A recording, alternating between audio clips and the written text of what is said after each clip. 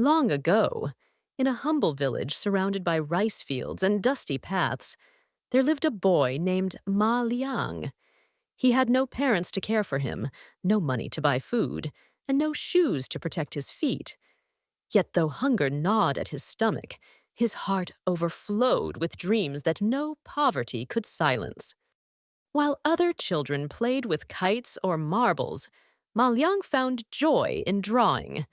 With nothing but twigs or broken tiles, he sketched birds flying across the sky, rivers winding toward the horizon, and mountains rising like guardians of the earth.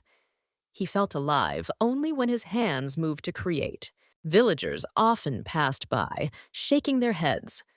"Silly boy," they said. "Drawing cannot fill your stomach. You cannot eat mountains and rivers." But Ma Liang only smiled quietly. To him, each line he drew was food for the soul, richer than any meal.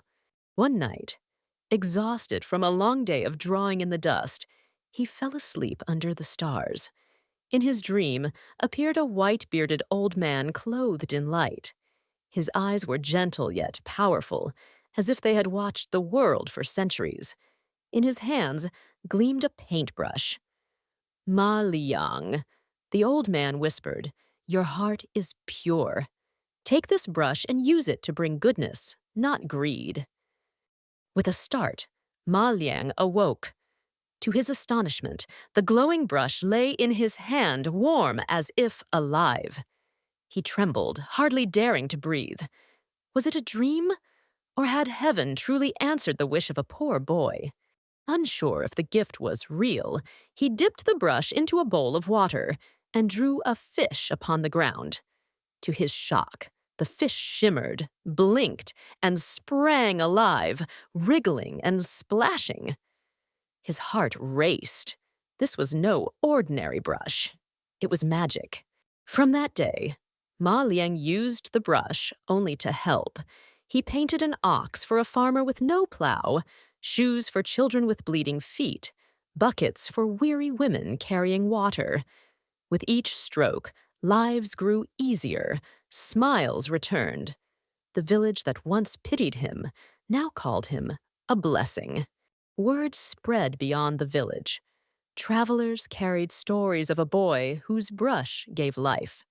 Soon, strangers arrived, begging him to draw food, tools, and hope. Though he grew tired, Ma Liang never refused the needy. But not all who heard were kind. The magistrate, a cruel lord fattened on taxes, heard of the brush. His eyes narrowed with greed. "If the boy can create gold, I will own endless riches," he ordered soldiers. "Bring him to me." Soldiers stormed the village, seizing Ma Liang.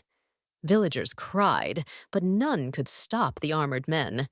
Dragged to the mansion, Ma Liang stood before the magistrate, who sneered. "Paint me mountains of gold and rivers of silver, or rot in my dungeons." Ma Liang lowered his eyes, but spoke firmly. "This brush was given to me for good, not greed. It will not serve you." His words struck like thunder. The magistrate's face darkened with rage. He was thrown into a cold, damp cell. Days stretched without food, rats scurried, shadows mocked him. Yet Ma Liang's resolve did not break. He whispered to himself, "The brush must never be used for evil." Finally, the magistrate, maddened by desire, shouted, "Paint or die!"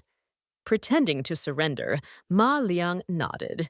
"Very well, I shall paint." Soldiers brought him brush and ink, unaware of his plan. With calm strokes, Ma Liang painted the sea, endless blue stretching to eternity. The magistrate gasped at the illusion of waves crashing in the hall. "Excellent! Now fill it with treasure." Ma Liang painted a mighty ship with tall sails, gliding proudly across the painted sea. The magistrate clapped like a child. "Yes, yes, I shall sail to fortune." But then Ma Liang's brush grew fierce. He painted black clouds, thunderbolts, roaring winds. The painted sea churned wild. Servants trembled, but the magistrate, blinded by greed, laughed. "Bring me aboard," he cried, leaping into the painted ship.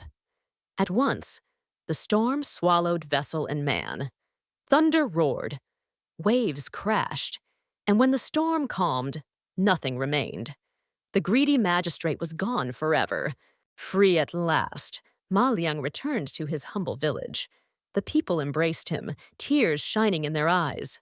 To them, he was no longer a poor orphan, but a guardian with the gift of heaven.